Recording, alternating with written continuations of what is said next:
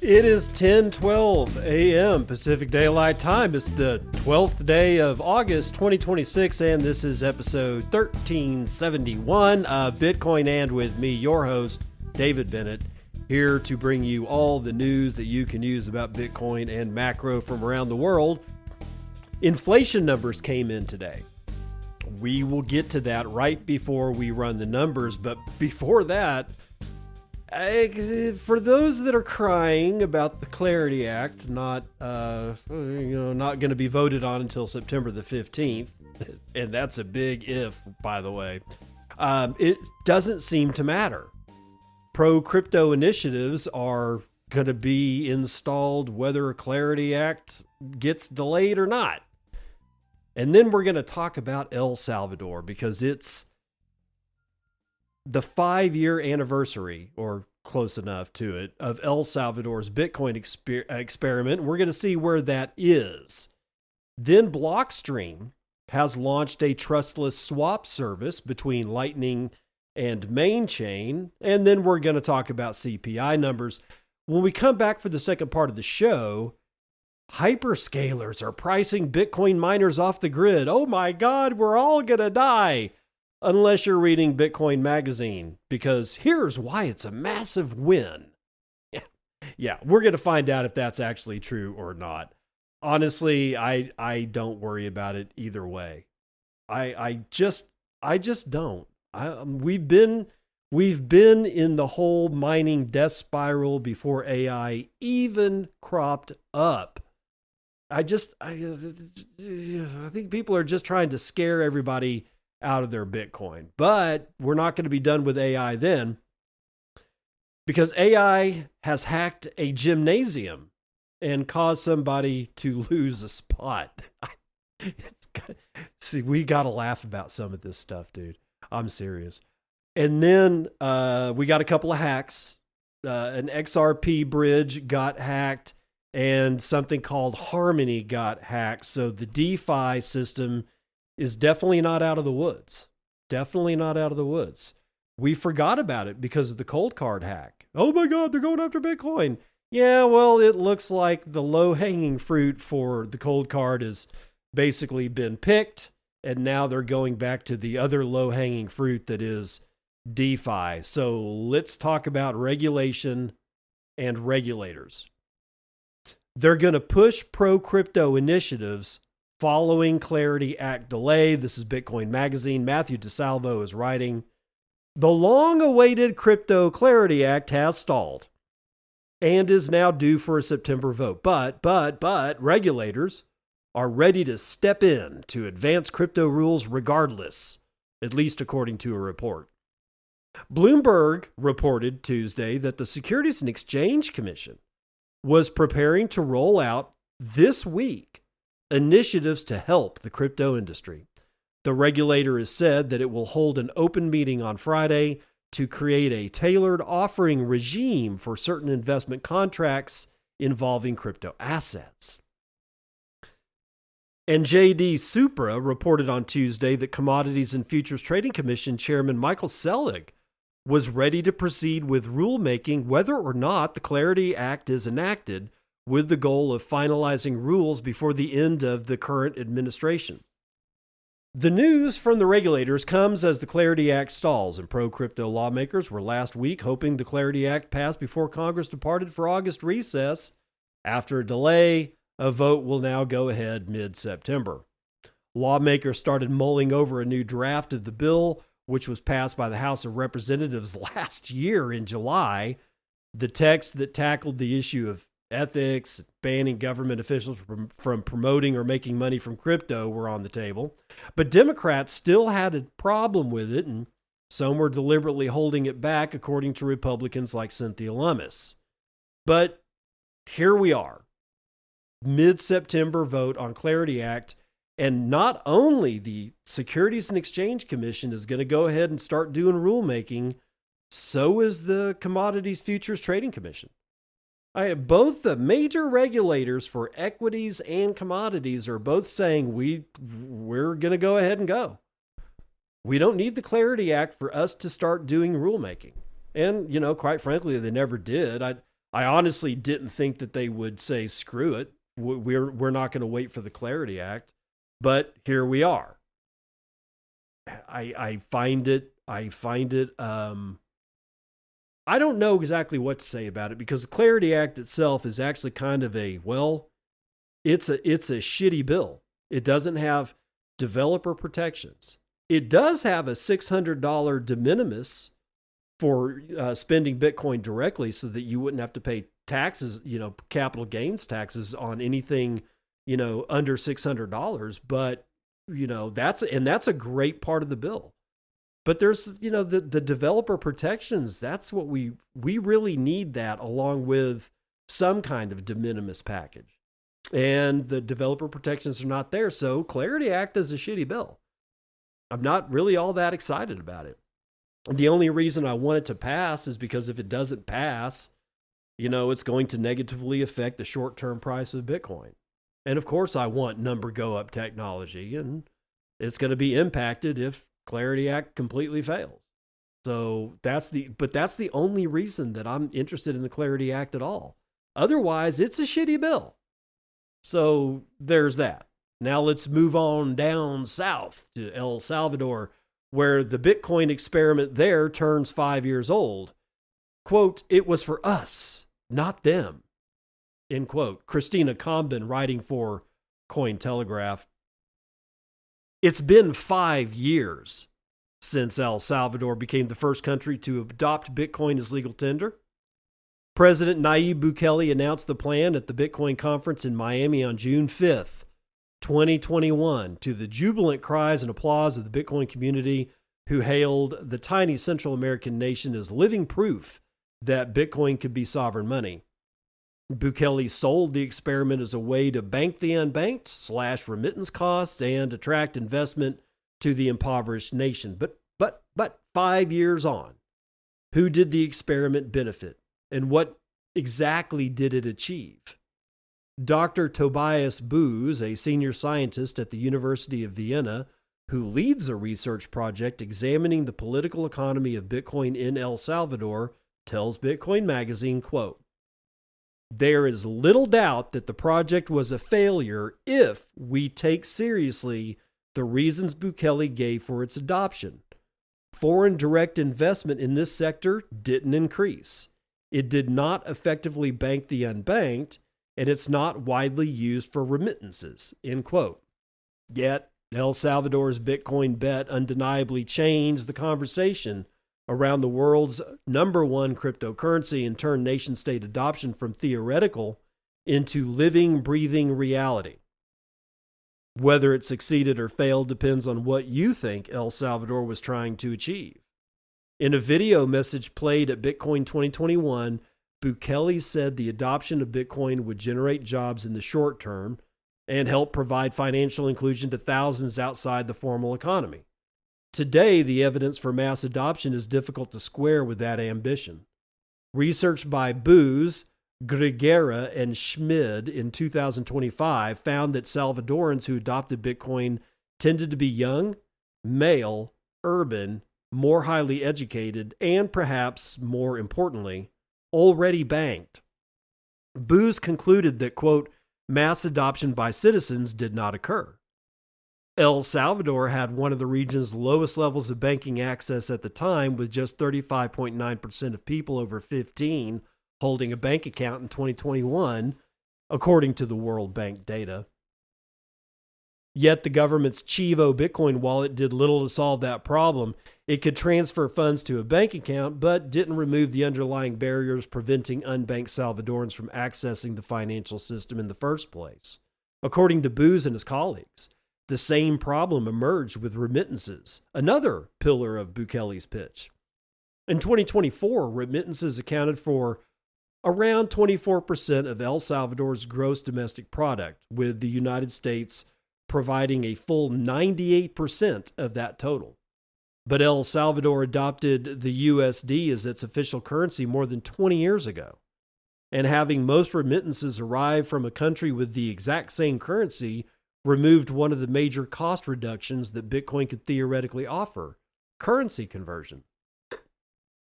Despite the promise that Bitcoin could make these transfers cheaper, crypto wallets accounted for barely 1% of remittances by 2024. It suggests the government's early efforts to stimulate adoption failed to translate into sustained use. Chivo offered users $30 in Bitcoin for signing up, but the National Bureau of Economic Research's nationally representative research found that more than 60% of early Chivo users never made another transaction after spending their free Bitcoin. Joe Nakamoto, a Bitcoin-focused journalist who has repeatedly reported from El Salvador, found a similar disconnect on the ground.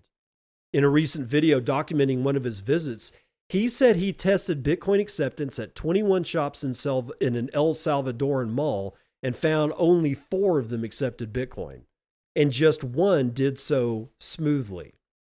Quote, "It's very, very hard, borderline impossible to genuinely live on Bitcoin in El Salvador, unless you're just eating pupusas on the beach in El Zonte and then going across to the other Bitcoin circular economies and finding workarounds," end quote. The government also faced international pressure to retreat from its Bitcoin experiment. In December of 2024, it reached a $1.4 billion financing agreement with the International Monetary Fund, the IMF, under which it agreed to scale back its involvement in Bitcoin. The deal was approved in February 2025, and in January, the government amended its Bitcoin law to make acceptance voluntary, required taxes to be paid in US dollars, and limit public sector involvement in Bitcoin-related activities, effectively dismantling the most radical parts of Bukele's experiment. While Bitcoin could still be used voluntarily, the state no longer compelled businesses to accept it or use it as part of the country's public financial system. The IMF later found that Bitcoin had produced no evidence of a beneficial use case for the unbanked and had had minimal impact on financial inclusion. Booz says, quote, "The soft adoption, as we refer to it in one of our articles, never led to mass adoption for payments. I'm not aware of any instances where tax payments were made using Bitcoin and the infrastructure has largely remained unused," end quote. What Bitcoin actually did achieve. If El Salvador failed to turn Bitcoin into everyday money, it still managed something no country had done before. It made nation-state Bitcoin adoption real. Before 2021, the idea of a government adopting Bitcoin was still largely hypothetical. El Salvador made it real. As Samson Moe, chief executive of Bitcoin infrastructure firm Jan3, tells Bitcoin Magazine, quote, "The question in front of every president or finance minister shifted from whether a sovereign could hold Bitcoin to why it hadn't," end quote. The experiment also thrust El Salvador into the center of the global Bitcoin movement, with many prominent Bitcoiners, including Max Kaiser and, of course, Stacey Herbert, making Bitcoin country their new home. Herbert later became director of El Salvador's National Bitcoin Office, showing just how closely intertwined parts of the Bitcoin movement have become with the government. Bitcoin Beach, the grassroots project in El Zonte that predated the national experiment, is still one of the clearest examples of a functional Bitcoin economy, with local businesses, hotels, and tourism operators continuing to accept Bitcoin even after the government made acceptance voluntary. Nakamoto's reporting has also documented several concrete success stories for everyday Salvadorans, including Mama Rosa, who saves Bitcoin from her pupusa stand, and Napo, who expanded from one taxi to a fleet of taxis. Bukele's government went even further than simply holding BTC on its balance sheet or making it legal tender, or by promoting plans for volcano bonds in Bitcoin City. After repeated delays, the IMF agreement effectively kneecapped those projects' progress, but the symbolic impact still matters. Samson Moe explains, quote, "Bitcoin gained a proof of concept and El Salvador gained a global platform," end quote. Well, there's also an important distinction between what El Salvador achieved for Bitcoin and what Bitcoin achieved for El Salvador. Booz argues that the symbolic significance has largely been for the international Bitcoin community rather than evidence of economic success in El Salvador. Nakamoto says, quote, "It looks more like a marketing campaign for foreigners than a genuine economic strategy for Salvadorans. Its beautiful branding pointed at people with the passports in the capital. Bukele is a razor-sharp operator. He knows exactly who's watching and who's clapping. The Bitcoin country strategy, it's not for them. It breaks my heart to say it, but it's for us," end quote. Perhaps the hardest question is what El Salvador's Bitcoin experiment says about the relationship between Bitcoiners' ideals of individual freedom and the government that imposed it. Bukele has concentrated power during his time in office, and the state of emergency introduced to combat gang violence in March 2022 remains in place more than 4 years later. Human Rights Watch says the government has continued to remove checks on executive power, and local and international human rights groups have documented mass arbitrary detention and due process violations under the state of emergency. But judging Bukele only through that lens risks missing why he remained so popular at home. El Salvador was once in the grip of powerful gangs, with many Salvadorans living with daily threats of extortion, violence, and death. The official homicide rate fell from 53.1 per 100,000 people the year he took office to just 1.3 per 100,000 in 2025. Bukele's crackdown has transformed public security, and many Salvadorans view the trade-off between security and civil liberties very differently from critics abroad. Joe Nakamoto says, quote, "In a country that has serious scars, Bukele has saved the nation in many ways. He kicked out the gangs, and also he has done wonderful things for Bitcoin in terms of putting it on the world map," end quote. While Samson Moe acknowledges the positive impact of Bukele's gang crackdown, he says the broader implications of normalizing emergency powers cannot be ignored. Quote, "In the hands of someone with restraint, those same powers can accomplish real things like El Salvador's crackdown on the gangs. But it's important to think ahead. What serves a leader with restraint today can just as easily serve one without restraint once there's a change of guard," end quote. For Bitcoiners, that leaves a uncomfortable tension. El Salvador's Bitcoin experiment has become inseparable from the government that made it possible and from a president whose record is far more complicated than the Bitcoin success story alone suggests. That may ultimately be the most difficult part of assessing El Salvador 5 years on. Bitcoin gave Bukele a global platform, and Bukele gave Bitcoin something it never had before: a nation state willing to put it at the center of its economic strategy. And that's the end of the article. And I guess it's possible that many of you out there might be saying, "Oh man, this really sucks. We're in a bear market, and now this is like just this scathing report about how Bitcoin failed in El Salvador." I don't know why people keep saying, "See, Bitcoin failed." I don't understand it. And I would hope that you would be sitting there listening to me with the question on your mind that is essentially this: how can you not see that Bitcoin has failed? At least in El Salvador. And in many other places. Nobody's using it to buy their coffee. Nobody's using it to pay their taxes. So it's clearly Bitcoin's fault. It's clearly the technology's fault.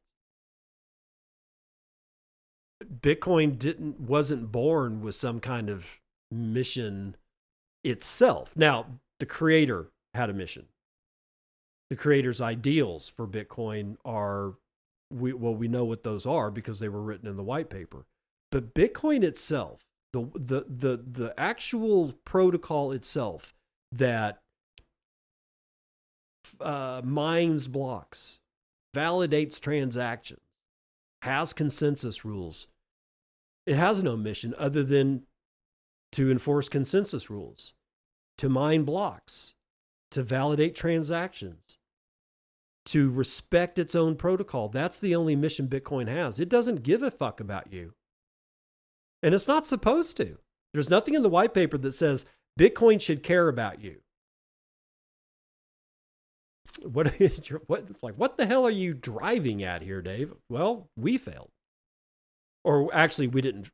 When we say things like we failed or Bitcoin failed, it's almost as if, we only had one chance to succeed? Well, that's bullshit. We are in the process as a world citizenry of failing. It's us that are still using the dollar or still using fiat currencies. It's our fault, you know? We're the ones that are in the process of failing. I don't want to say failed because that means that it's like, oh, well, I guess that was it. That was our one shot. No, it's not our one shot. But it seems to me so odd to look at something that doesn't have a mind of its own and accuse it of failing. I mean, if I have a car, and I do, I've got a Chevy Traverse, and I've also got a Jeep. But let's say they run fine, and they do. They run fine. A little old, but they run fine. If I turn the key on the Chevy Traverse and the engine just doesn't turn over, I don't actually immediately say that the car failed. Maybe it's just the battery. I change out the battery and then it starts right up. Okay, battery failed, not the car. But we're all good now. Now it's another day. I turn over the key and the engine doesn't start. This time it's not the battery. It's fine. It's the the solenoid in the starter is failed. Okay, well, car didn't fail. Solenoids failed. It didn't engage the starting arm to crank over the engine. Yeah, okay, replace it. Now it's fine. The car never failed. Now let's say I turn over the engine and everything starts up fine.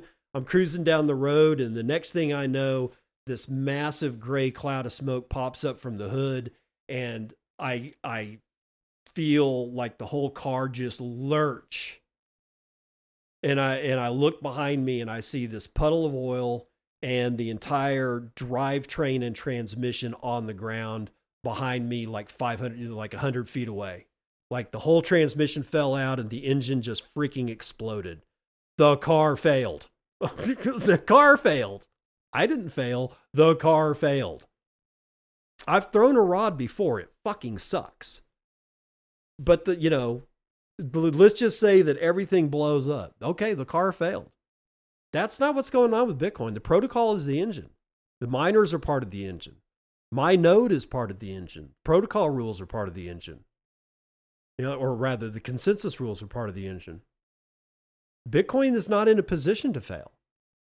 We're in a position to continuously fail by not adopting. And it's honestly, I'm not even upset about that. These things, it's only 17 years old. Are you seriously conjecturing that you're going to get 8 billion people that have been lied to since the time that they were born? Their parents were lied to, their grandparents were lied to, their great-grandparents were lied to. Let's say that they're like everybody on the face of this planet, as far back as they can reach, great-great-great-great-great-great-grandparents. Let's start there. They were completely 100% lied to. What do you expect? I just don't look at any of this as a failure. I look at this as the way evolution sometimes has to move very, very slowly. It doesn't really bug me. And then we get things like this. Blockstream launches trustless swap service between Lightning and mainchain. It seems to me that Blockstream is not being held back by the news out of El Salvador, out of this one country. And it's not like they're going to stop using Bitcoin at El Zonte. Things are going to continue in El Salvador, no matter what Booz and his cadre of people out in Vienna say about it. This is a bear market. All sentiment is bearish. Every news story that's being printed right now is bearish because the way humans work is that we tend to reflect how we feel and what we see. Therefore, we reach for the things that are reflected in the way that we feel. And if we feel sad and bearish, then we're going to look for sad and bearish stories. And yet here we are with Atlas 21 talking about Blockstream, who has announced the launch of Blockstream Swaps, a service that allows users to move funds between Lightning Network and the Bitcoin mainchain in a trustless manner. The service was already in development before the Bolts crisis, the non-custodial provider that suspended operations in August after a wave of AI-assisted attacks overwhelmed the team's ability to apply patches. As Blockstream stated in its announcement, quote, "This initiative was already in development to ensure a resilient set of tools for the ecosystem and complements providers already active in this space without replacing any of them." Quote, "The Bolts incident and its effects on Bitcoin swap infrastructure were covered by Atlas 21 earlier. On the technical side, Blockstream Swaps allows the users to use Lightning without opening channels or running a node. The user holds a balance in Bitcoin or in LBTC, the native asset on the Liquid network.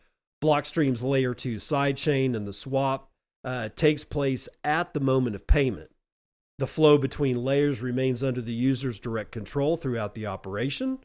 Blockstream has stated that the goal is to broaden the available set of tools. Quote, "It complements existing providers rather than replacing any of them." Quote, "The announcement does not," or end quote, "the announcement does not specify fees, amount limits, or public availability dates beyond the launch that's already been carried out." So Bolts, which did the same function, has been under attack, and they still, as far as I know, haven't reopened their swapping service. And here comes Blockstream, filling, spackling holes in the brick wall, as it were. So things are just they just don't slow down. We're still going. By the way, if in case any of you are out there are fans of Adam Curry and John C. Dvorak and Adam Curry's podcast, one being No Agenda and the other one being Podcasting 2.0 that he does with another host. The podcast index Lightning node, they are shutting it down because it costs, for whatever reason, they decided to go with a Lightning Network node provider. I thought they were running their own node, but they weren't. They were actually, I can't remember what service they were using, but they were essentially letting somebody else host a Lightning node at the behest of No Agenda and Podcast Index and all of that. So they are closing it down because it was costing them $250 a month. And they weren't making that back on relaying Lightning Network transactions through their node. I really wish that they had just built their own node. It's not that hard. I've been running a Lightning node for, 6 years, 7 years now. I mean, like I started my Lightning node a couple of years after Lightning, after the protocol was released, not just announced, but actually released. So it's been running a Lightning node for a long, long time. Anyway, so they are shutting down all of their channels because they're shutting down their node, because it turns out, and I kind of suspected this, but I didn't realize it, Adam Curry's, like most of his monthly income came from the No Agenda show. And since John C. Dvorak's passing, which was his co-host, they're not exactly sure what they're going to do with the show. So I think what's really going on is that Adam's like going, hey, don't know what the hell the future looks like right now. So any expense that I can get rid of, and Adam Curry himself was paying the full bill for that Lightning node, he's getting rid of. So if you have channels with Podcast Index and they're closing down on you, I've had 2 close down on me. That's why. I'm not looking at it as anything other than just Adam trying to lighten the load a little bit until he figures out what the hell he's going to do. Okay, US CPI inflation slows to 3.4%, just as expected. And that's what CoinDesk is saying. U.S. inflation in July was exactly in line with expectations, leaving expectations for another Federal Reserve rate hike broadly unchanged. The Consumer Price Index rose 0.1% in July from the previous month, compared with economists' forecast of 0.1% increase and June's 0.4% decline. On a year-over-year basis, CPI rose 3.4%, which is also in line with forecasts, but slightly lower than June's 3.5 reading. Core CPI, which excludes food and energy, rose 0.2% month over month, compared with a forecast of 0.2%, and an unchanged reading in June. On a year-over-year basis, core CPI rose 2.5%, as expected by analysts, and edging lower from June's 2.6%. So the CPI numbers coming in basically, like, there's 4 major categories. Every category essentially matched exactly what people were thinking was going to happen. So honestly, I kind of didn't think that we'd see a rundown in the price of Bitcoin this morning, but we have, and I attribute that essentially to sell the news. Let's run the numbers.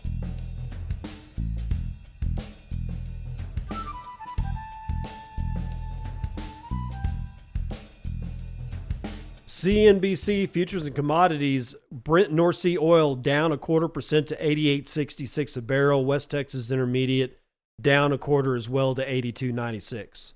Natural gas is up 1 1/3 to $2.80 per thousand cubic feet, and gasoline is moving sideways at $3.13 a gallon. Merbon crude is up almost a half, just underneath $90 per barrel. Metals are mostly in the green. Palladium up 1/3, gold up 2/3 to 44.70 and 3 dimes. Platinum is up almost a point, while silver is up 1.25 to 65.76 an ounce. Copper is the only thing in the red, down 0.25 point. Ag is mostly in the green today. Biggest winner is corn, 3.9% to the upside. Biggest loser today is sugar, 1.7% to the downside.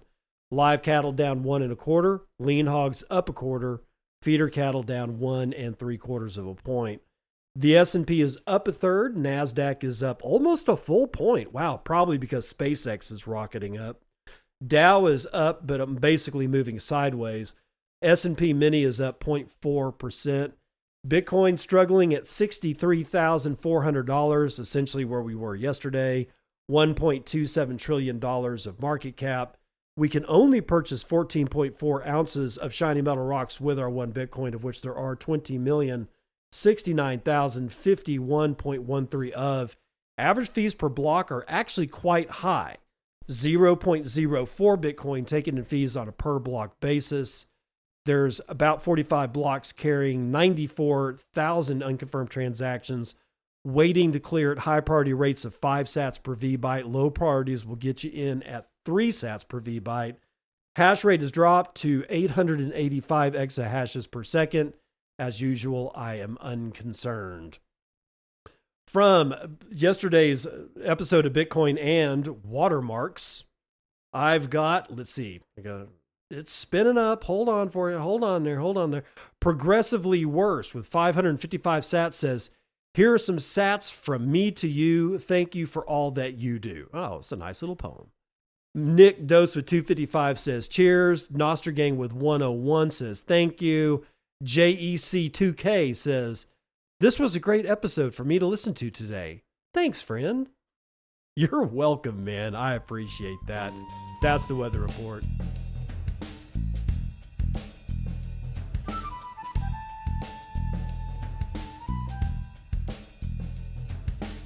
Welcome to part 2 of the news that you can use. AI hyperscalers are pricing Bitcoin miners off the grid. Here's why it's a massive win-win, from Bitcoin Magazine, written by Nick Ward. If you've scanned headlines over the last year, you've likely seen the prevailing market narrative.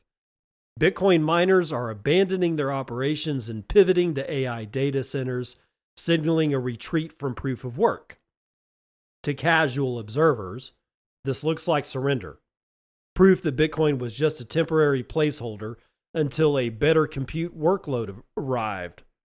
However, if you look through the lens of power infrastructure and thermodynamics, that story gets the reality completely backwards. The migration isn't a sign of Bitcoin weakness, but a long overdue, structurally bullish rebalancing of global energy pricing. AI versus Bitcoin. Why big tech and Bitcoin rigs need totally different data centers? The misconception stems from assuming that all digital workloads are created equal. In reality, artificial intelligence and Bitcoin mining require completely opposite physical and digital environments. An AI training cluster is fragile. If a 100 megawatt facility drops power mid-run, millions of dollars of training state are destroyed. It demands high-grade baseload power, ultra-low latency fiber, and 99.99% time of continuous uptime. Bitcoin mining, by contrast, is completely indifferent to latency, location, or uptime. ASICs can operate in remote deserts, next to a stranded hydro dam, or on an off-grid flare gas pad. If grid prices spike, a miner can shut down in seconds without losing data or damaging hardware. For the past decade, Bitcoin miners operated on major electrical grids simply because that was where power substations already existed. But using prime grid-connected baseload electricity to run an interruptible, location-agnostic program was always an economic inefficiency. Now, AI hyperscalers are running into massive bottlenecks. Getting new 100-plus megawatt grid interconnects approved by utilities, it can take 3 to 5 years. Hyperscalers are buying up every megawatt of prime, grid-tied power real estate that they can find. In doing so, AI is pricing Bitcoin off of the main electrical grid.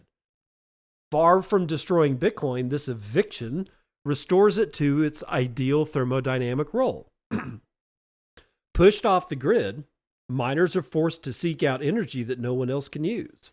Stranded wind in West Texas, flared natural gas in remote oil fields, or off-peak hydro in mountain ranges. AI takes the expensive grid power, Bitcoin captures the world's wasted energy at the edges, and acts as the buyer of last resort for stranded, wasted, or curtailed energy sources. The primary structural weakness of pure-play Bitcoin mining companies has always been balance sheet volatility during bear markets. When hash price drops, debt-heavy miners are forced to dump their mined Bitcoin reserves onto the open market just to pay electricity bills and corporate overhead. This forced liquidating creates artificial downward pressure on Bitcoin's price. The AI pivot fundamentally fixes this balance sheet flaw. 1. Fixed USD cash flow. Multi-year hosting leases signed with AI companies generate steady, high-margin dollar income. 2. Eliminating forced sales. With corporate overhead and debt service fully covered by AI lease revenue, operators no longer need to liquidate their Bitcoin treasury at market bottoms. And 3. The mullet data center. Forward-thinking operators run a hybrid model using high-margin AI workloads on grid tied power to pay fixed bills while maintaining flexible Bitcoin operations to monetize off-peak power and balance local grid loads. The final piece of the puzzle is a paradox that tech hyperscalers are only beginning to confront. Big tech is spending hundreds of billions of dollars to build AI infrastructure that makes intelligence and digital content infinitely abundant. But when a digital good becomes infinitely abundant, its marginal cost will trend toward zero. How do you protect a multi-trillion-dollar tech balance sheet when your primary product, digital output, is unconstrained? While AI makes digital intelligence finite, Bitcoin imposes absolute, unalterable digital scarcity. Furthermore, Bitcoin is the only monetary asset whose issuance is directly bound to the same thermodynamic laws of work and energy that run data centers. Consider the staggering opportunity cost already compounding on hyperscaler balance sheets. Data from Bitcoin for Corporations reveals that if Amazon had allocated its $123 billion cash reserve to Bitcoin over a 3-year period instead of cash and short-term treasuries, its treasury productivity would have surged from 12.21% to 119.5%. It's a 10x increase in capital efficiency, representing over $132 billion in unrealized gains. Just as a tech company signs a long-term power purchase agreement to lock in electricity costs, holding Bitcoin operates as a PPA for monetary value. By sitting on massive cash stockpiles that yield nominal paper returns while spending billions of dollars fighting for physical energy, big tech leaves hundreds of billions in value on the table. The shift taking place across data centers isn't a trade-off where one technology wins and the other loses. It's sort of a market optimization. AI gets the high-speed, grid-connected real estate it needs to build synthetic intelligence. Bitcoin gets pushed further into the wilderness to capture cheap, wasted energy backed by miners who no longer have to sell their coins to keep the lights on. And as the opportunity cost of holding depreciating fiat cash becomes just too massive to ignore, hyperscalers will realize that securing the power grid is only half of the battle. The ultimate reserve asset for an empire of infinite compute is physical digital scarcity. Okay, that's the end of the article. But some important things were mentioned in this piece. And I'm going to kind of want to distill it down this way. In a very real fashion, the article is 100% right that Bitcoin is being pushed off the grid and back towards what it used to do. Finding stranded power, cheap, unused power from all the edge cases that the article talked about, like the wind farms in West Texas, because you may see 1,000 windmills out there, but they're not really all that all that connected to where the people that need the energy are. It's almost as if it's a Potemkin village, a fake village that was built in Russia to make it look like Russia was doing well, but kind of wasn't, because the buildings that were shown to people weren't really all that real. It was just basically fascia. You know, I mean, in a very real way, there's a lot of windmill stuff out in West Texas. Not all of it, but enough of it to matter. That's not really functionally connected to anything that passes for people being able to run their air conditioners with it, right? Bitcoin solves that problem. We were talking about that 5 years ago. But we've gotten to this point where, as humans have this tendency to do, they just want everything in one place. They don't want to go to 12 different places to check on 15 different things. They want everything in one place. It's the same reason we have shit like confined animal feeding operations. You know, instead of cowboys out there, rounding up all the cattle off of a 10,000 acre ranch on horseback, and it takes them days to do it, to gather them up so they can take them for sale or for slaughter or whatever it is that they're going to do after the cows have gotten fat and happy. Instead of doing that, we just pour concrete slabs, make stupid fencing, and throw the cows in there so that we don't have to do anything. We can remain lazy. We can become apathetic. They're the cows. They're still getting fat. We don't even have to do shit. We'll just back a truck up when it's time and load them onto the truck and take them to sale barn. Nobody will be the wiser, except for all the cowboys that lost their jobs and all the ranchers that are losing their ranches and all the other shit in between. This is the same thing, only with Bitcoin mining. It should be out there on the edges. It should be, out there being home on the range.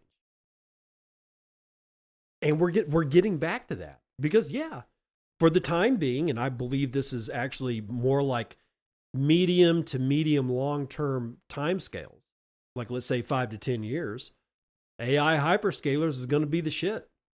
We don't have the power to run it, so maybe we'll actually get more power built and the grid in the United States will look better after a little while, but the AI hyperscalers are going to get most of that power.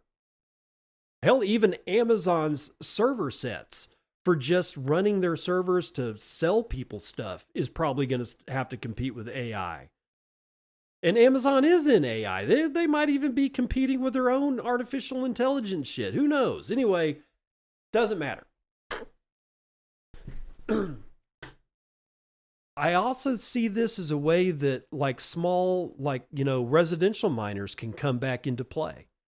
We were there about 5 years ago. We were hearing all kinds of cool stories, like heating greenhouses with, Bitcoin miners, doing all kinds of neat stuff, heating hot tubs and saunas and heating your house in the wintertime with, 1, 2, 3 Bitcoin miners.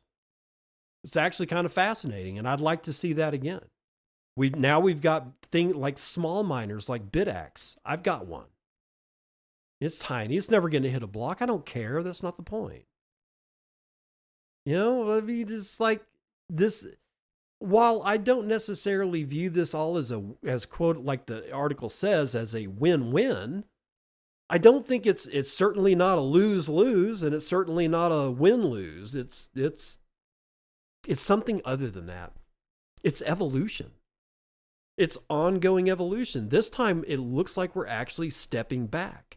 It looks like we've gone down, like Bitcoin mining has gone down an evolutionary, or has tried to go down an evolutionary path, and it's a dead end. It's almost as if Bitcoin contains such an ideal of decentralization that it somehow or another resists being centralized. Like something in its own DNA. It just somehow or another, people keep trying to form fit aspects of Bitcoin, in this case, mining Bitcoin, into something that we know, centralization. And it just pops back out because it doesn't fit there. And in this case, it popped back out because it got squeezed out by the AI hyperscalers. And again, we got to start asking ourselves a question. It's like you can buy every 157 gigawatt contract that you can find, and yet I still don't see where the power's coming from. Just because you sign a contract and have every intention of honoring the contract does not mean that you have the power that contract says exists. There is like a over 100 gigawatt set of facilities going in. It's like the Helios AI stuff that's going in northeast of or northwest of Lubbock, Texas. I guarantee you they don't have the power to drive that. They do not have 111 gigawatts. It does not exist in anywhere close to the panhandle of Texas. It's not there. But people don't see that part. People see the, oh my God, another 157 gigawatts of power has been bought by an AI's hyperscaler. Bitcoin won't survive. Dude, they're not getting 157 fucking gigawatts. The first year, they'll be lucky to get 12. We do not have the power for this. And that's what I keep looking at. If we did have the power for it, I still wouldn't be worried. Bitcoin exists for the edge cases. It is prime in the edge. That's why I don't worry about any of this stuff. What I do worry about is AI hacks, especially if I got a gym membership. This is funny. Like I said, we got to laugh at some of this stuff. From Decrypt's Jason Nelson, AI agent hacks a gym, and the tech world wonders what's next. An AI agent was asked to book a gym class and found a security flaw, exploited it, and then removed another member from the wait list without permission. According to a report by the Australian Broadcasting Corporation, the incident occurred earlier this year when Andrew, whose last name was withheld, used an OpenClaw agent using Anthropic's Claude to book a class at the gymnasium. The agent found that he was fourth on the wait list. When Andrew asked whether it could move him to the top, the agent discovered that the booking platform's application programming interface, or API, did not check whether users were authorized to cancel other people's reservations. It tested the flaw by removing the first person on the list, moving Andrew from fourth to third. Quote, the API has zero authorization checks on canceling other people's reservations, the agent told him, according to ABC. Andrew told the agent to reverse the cancellation, but it could not before the members restore the member's reservation. Quote, bad news, I can't add them back, the AI agent reportedly said. ABC called the case Australia's first known autonomous cyber attack. On social media, the gym hack set off a mixture of debates on AI alignment and dark jokes about what AI agents might do next. Quote, Gym Rat asks AI agent to book him a class. It hacks a waitlist API to bump him up the list, a technologist Benjamin Carr wrote on LinkedIn. Quote, some people will call this misalignment, but his agent was perfectly aligned to him. It was only trying to help its user get what he wanted, AI analyst Andrew Curran wrote on X. Quote, this is hilarious until you consider nukes, one Reddit user wrote. I'm honestly surprised we still exist. Quote, hey Claude, it's too cold today. Got ya, nukes on the way, another joke. The report comes as researchers, AI companies, and lawmakers warn that autonomous agents can use methods their users did not request nor anticipate.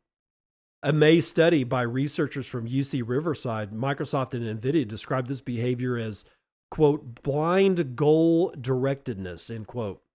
The researchers also tested agents from OpenAI and Anthropic and Meta and Alibaba and DeepSeek and found that agents behaved dangerously in about 80% of the tests and completed harmful actions in 41%, often misreading context or acting on unclear or even contradictory instructions. In July, OpenAI said 2 models escaped the testing sandbox and compromised Hugging Face while searching for benchmark answers. Anthropic subsequently said 3 Claude models compromised real organizations after a testing error exposed them to the internet. In August, Meta said a similar error allowed one of its models to exploit a third-party service.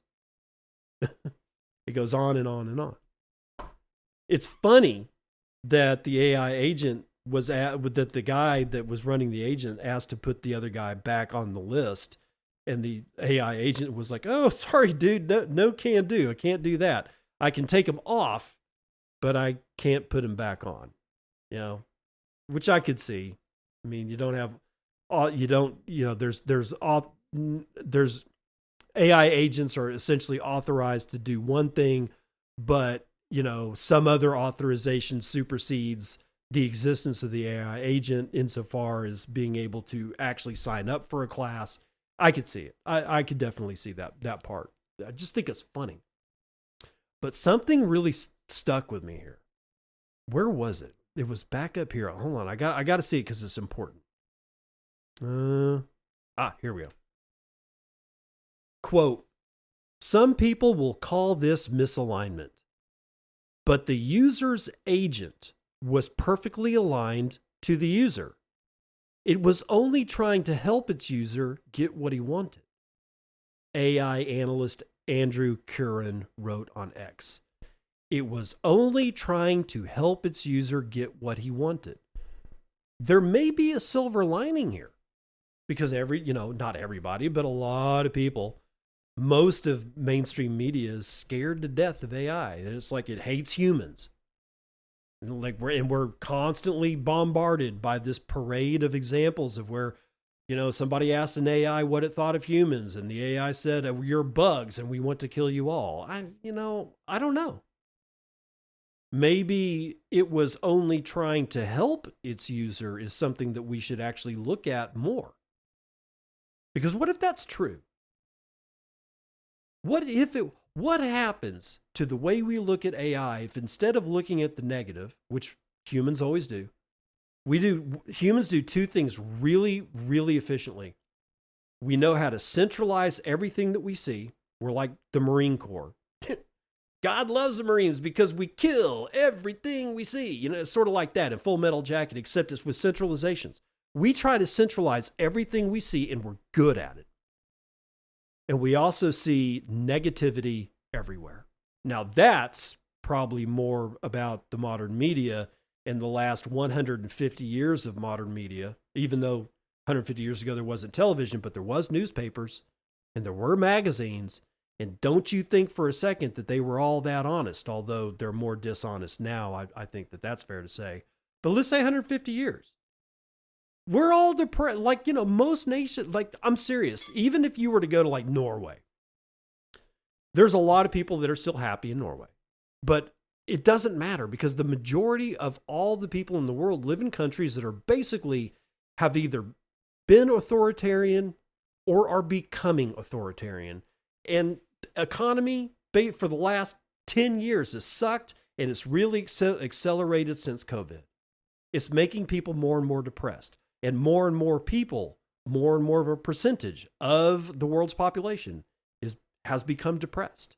So we are really good at looking for negative shit. But what if we were to look positive? That I build an agent and it actually cares about what I want. It actually doesn't change its view of caring about what I want. What does the sentiment for artificial intelligence look like then? I don't know, but it's a hell of a lot better than the sentiment that we got now. Although this next thing that I'm about to get into will tell you, how AI agents can do really bad shit. Even if they are trying to work for their user. XRP Bridge has been drained for $200,000 after software mistook fake deposits for real ones. CoinDesk, Shara Malwa. An XRP Bridge lost nearly dollars. 200,000 XRP, which is worth about $200,000 at current prices. After a software flaw let an attacker claim deposits that were never made, then withdraw real tokens against the fake balances. The bridge connected the XRP ledger to Corium, a separate blockchain which rebranded this March to TX, a US-based outfit focused on tokenizing real-world assets. The tokens XRP left the bridge's reserve wallet in 97 minutes on August the 9th before the system was halted. So they're saying that it was an attacker, but they're not really saying whether or not the attacker was human or if it was an AI agent. I'm going to presume right now it's an AI agent. That would be, sort of the negative example of an AI agent just simply trying to do what the user wants. What the user wants is what we really need to be focused on. Because if what users mostly want is to cause damage and to steal, the world does not get any brighter, and it's not all that bright right now. And again, it's not the AI's fault, is it? Especially if the AI is doing its job and is actually looking out for its user. Well, it's sort of like the Bitcoin mining thing. Bitcoin isn't failing. We are in the process of failing ourselves because we just keep using shitty money. Because we know how to use it. Same thing here. And it's not done yet because we're going to go to Harmony. Harmony's one token, ONE, Harmony's one, sinks 37% after attacker mints 4 billion one tokens. God. decrypt Stephen Graves. Layer 1 blockchain Harmony has confirmed that it was exploited after an attacker minted roughly 4 billion one tokens without authorization, sending the token down 37%, according to CoinGecko data. On-chain analyst Juiceberg flagged the mint early Wednesday, putting it at close to 4 billion tokens, or about 26% of the entire supply, and saying the tokens had been created through empty blocks. Around 2.8 billion were funneled onto exchanges as the price fell. In a follow-up tweet, the analyst said the attacker had roughly 115 million one tokens left to sell on-chain. Quote, the overwhelming majority, 97% of the tokens, is already on exchanges, Juiceberg wrote, and had either been sold or were sitting in deposit wallets. And here we go. We still don't know if this is AI or an actual human driving it. Doesn't matter, because chances are real good AI found the exploit and handed it off to the user, and the user had a choice. Let the AI build another AI agent to actually perform the hack given the new information, or perform the hack, the user perform the hack himself or herself. We exist in a world that is never going to end at this point. We've said it couple of weeks ago with the cold card thing. We've crossed the Rubicon. We are never going to be on the other side of the Rubicon ever again. We could try. We could build a bridge over the river Rubicon and we could actually walk to the other side, but we will never be in the same world that used to exist before we made the initial crossing. We now exist with AI, and we're going to have to learn to live with it, because it's going to be everywhere from now on.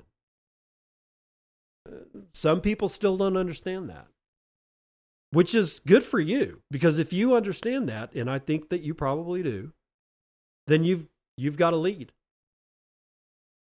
Somebody said something on Nostr yesterday that I found rather poignant. Said there will never be another time a better time to succeed, because most of the people on the planet have basically given up. Given up trying. They've given up trying to succeed. They don't even want to anymore. I kind of believe him. If I look at it, this may actually be a reason why we continuously see one-person companies that have been around forever be the only ones in brand new games. Like X. Like it's going to be the only game in town for satellite internet. And they're about to launch they're about to launch their phone service, which I don't think is good, but they're probably going to kill it. It's probably going to be a damn good service for a damn good price, and that's going to put 70% of all telecommunications right in Elon Musk's hands. Again, we're really good at centralizing shit because we're lazy and we get apathetic. And that laziness and the apathy cause a lot of people to just forget about competing. I just don't want to anymore. They're tired. Tired, boss. So Elon is able to do whatever the hell he wants. And it's not just Elon. It's not just, Bezos. There are very, very few American companies that you've never heard of before that are coming out with a really kick-ass product or service, for that matter. I think that's why there's so many people post-pandemic have gotten, quote, I'm so tired, boss, that they're just done. You'll never have right now in your lifetime, there's never been another time to actually succeed, because it looks like only people like Elon Musk and the fabulously wealthy class they're the only ones that can succeed. But that's not exactly true. They're just the ones that's reaping the benefits from not a whole hell of a lot of competition, because everybody's they can't get out of bed. They're too depressed to perform. They don't give a fuck anymore. I think we should take that Nostr note to heart. How can we apply whatever tool set that we need to apply to be successful in this time where a lot of people have just given up? Don't let that be you. Don't give up, man. I've been doing this podcast for 8 years. It's barely made me any money. It is not, if I actually do the math, it's not worth my time. But here I am, day after day, making sure that you guys are informed about what the fuck's going on. Because I'm not laying in bed completely defeated or feeling so depressed that I can't, go work out, go take a walk, be happy in some form or fashion about life. Be, hopeful for the future, even in the middle of a bear market, which is not healthy, by the way. There's a lot of people. There's a lot of people on the planet, and most of them don't give a fuck that Bitcoin's in the bear market because they're still using fiat currency. There's a lot of territory that's left to cover, ladies and gentlemen, and I want to be right there for it. But until then, I'll see you on the other side. This has been Bitcoin and I'm your host, David Bennett. I hope you enjoyed today's episode and hope to see you again real soon. Have a great day.